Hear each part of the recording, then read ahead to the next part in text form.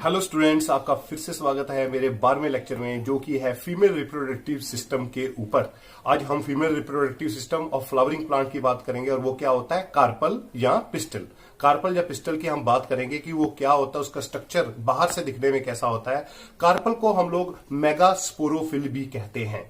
अगर हम कार्पल का स्ट्रक्चर देखें तो कार्पल के 3 हिस्से होते हैं।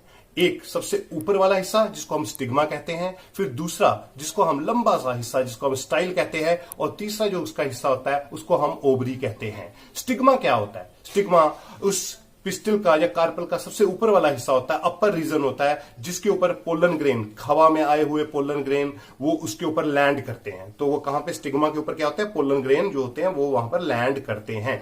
दूसरा होता है स्टाइल, ये लंबी सी स्टॉक लाइक स्ट्रक्चर होता है जहां स्टिग्मा को नीचे ओवरी के साथ जोड़ता है। एक लंबा सा स्टॉक, इसमें से क्या गुजरता है, पोलन ट्यूब। जब पोलन ग्रेन पोलन ट्यूब बनाते हैं तो वो स्टाइल में से गुजरते हुए उस कार्पल के तीसरे हिस्से में जो उसका बेस होता है, जो थोड़ा सा स्वोलन सा होता है, उस हिस्से में पहुंचते हैं जिसको हम ओवरी कहते हैं। ये जो ओवरी होती है, ओवरी के अंदर क्या होते हैं, ओव्यूल। और ओव्यूल जो होते हैं, ये ओव्यूल के अंदर एग पाए जाते हैं। ओव्यूल एक ऐसा स्ट्रक्चर होता है जो कि ओवरी के अंदर पाया जाता है, और जब फर्टिलाइजेशन हो जाती है, जब पोलन ग्रेन गिर जाते हैं, जब मेल गेमीट पोलन ट्यूब की मदद से ओवरी के अंदर पहुंच जाती है और एग के साथ जुड़ जाती है, फिर ये ओव्यूल जो होते हैं ये सीड में बदल जाते हैं। एक ओवरी के अंदर कितने ओव्यूल पाए जाते हैं? एक ओवरी के अंदर एक ओव्यूल भी पाया जा सकता है, एक ओवरी के अंदर काफी सारे ओव्यूल भी पाए जा सकते हैं। एक ओवरी के कितने ओव्यूल पाए जाएंगे, उतने ही सीड एक फ्रूट में, क्योंकि ओवरी से फ्रूट बनता है कल को और ओव्यूल से सीड बनता है, उतने ही सीड एक फ्रूट के अंदर पाए जाते हैं। जैसे मैं आपको एक एग्जांपल देता हूं, मैंगो और वीट, ये कुछ ऐसे प्लांट है जिनके बीच में, जिनके जो फ्रूट होता है, जिनके बीच में एक ही सीड बनता है। फ्रूट के अंदर कितने सीड होते हैं? मैंगो में एक ही सीड होता है। ऐसे ही कुछ ऐसे प्लांट हैं जिनमें काफी सारे ओव्यूल पाए जाते हैं, और काफी सारे ओव्यूल पाए जाने के कारण उन प्लांट्स में काफी सारे सीड भी बनते हैं। और वो ओव्यूल किन प्लांट्स में ज्यादा पाए जाते हैं? जैसे कि आपने पपीता देखा होगा, पपाया में कितने सारे सीड होते हैं। कभी आप पपीता को काटते हैं तो सीड ही सीड निकल आते हैं। तो आप खुद हिसाब लगा सकते हैं कि इसकी ओवरी के अंदर कितने ओव्यूल होते होंगे। दूसरा एग्जांपल, जैसे कि हमारे पास वाटरमेलन है। आजकल गर्मियों के मौसम में जब आप तरबूज खाते हो तो तरबूज को काट कर देखें, उसमें कितने सारे सीड्स मिलेंगे। तो जितने सीड होते हैं उतने ही ओव्यूल होते हैं। तो ये 3 पार्ट जो होते हैं कार्पल के होते हैं। अब एक फ्लावर में क्या सिंगल कार्पल होती है, जहां 2 कार्पल होती है, या काफी सारी कार्पल होती है? देखिए, फ्लावर में वेरिएशन होती है। कुछ फूल ऐसे होते हैं जिसमें सिर्फ एक ही कार्पल होती है, और जब एक ही कार्पल एक फ्लावर में पाई जाए तो उस सिचुएशन को हम मोनोकार्पलरी कहते हैं। हम अलग अलग टर्म यूज करते हैं। अगर मान लीजिए 2 कार्पल पाई जाएं तो हम फिर उसको कहते हैं बाई कार्पलरी। अगर मान लीजिए एक फ्लावर में काफी सारी कार्पल्स एग्जिस्ट करती है तो वो हम उसको सिचुएशन को कहते हैं मल्टी कार्पलरी।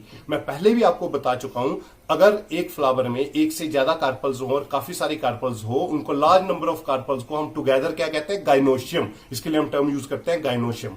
तो अब ये जो कार्पल्स हैं, जो बहुत सारी अगर कार्पल्स पाई जा रही हैं एक फूल में, ये ऐसा भी हो सकता है कि ये फ्री होने का मतलब ये है कि हर एक कार्पल अलग अलग तरीके से दिख रही हो। अगर अलग अलग कार्पल आराम से आप देख पा रहे हैं तो इस सिचुएशन को कहते हैं एपोकार्पस। क्या कहते हैं? एपोकार्पस। और अगर ये सारी की सारी कार्पल्स फ्यूज हो गई हैं, फ्यूज होने के कारण आपको दिखने में ऐसा लगता है कि एक ही पिस्टल जा रही है और एक ही पिस्टल या कार्पल जा रही है, अगर आपको ऐसा लग रहा है क्योंकि वो सारी फ्यूज हो चुकी है, तो इस सिचुएशन को हम कहते हैं सिनकार्पस। अपनी एनसीईआरटी टेक्स्ट बुक को अगर हम देखें तो वहां पर आपको कुछ एग्जाम्पल भी दिखेंगे। देखिए, एक टर्म वहां पे यूज की गई है डायग्राम में, जिसको हम कहते हैं multi carpellary syncarpous pistol. Multi carpellary का मतलब होता है कि इसमें काफी सारी पिस्टल्स हैं, काफी सारी मल्टी कार्पल्स हैं।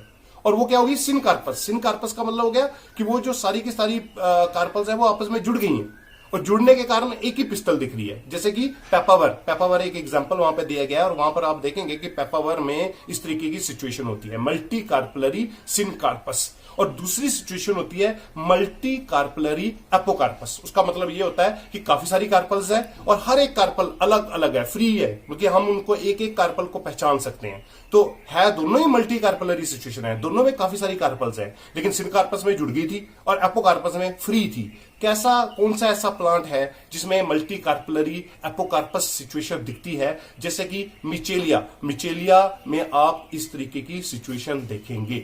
मुझे उम्मीद है कि आपको ये जो हमने कार्पल की बात की है ये आपको समझ आया होगा। अगर आपको कोई चीज नहीं समझ आई तो मेरा लेक्चर रिवाइंड करके जरूर देखें। अगर आपको कोई डाउट है तो मेरे से जरूर क्वेश्चन पूछें।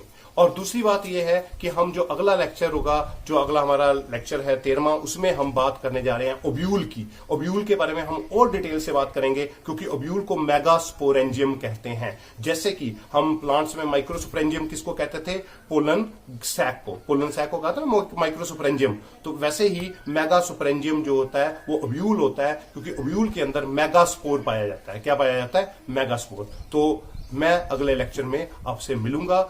Thank you very much.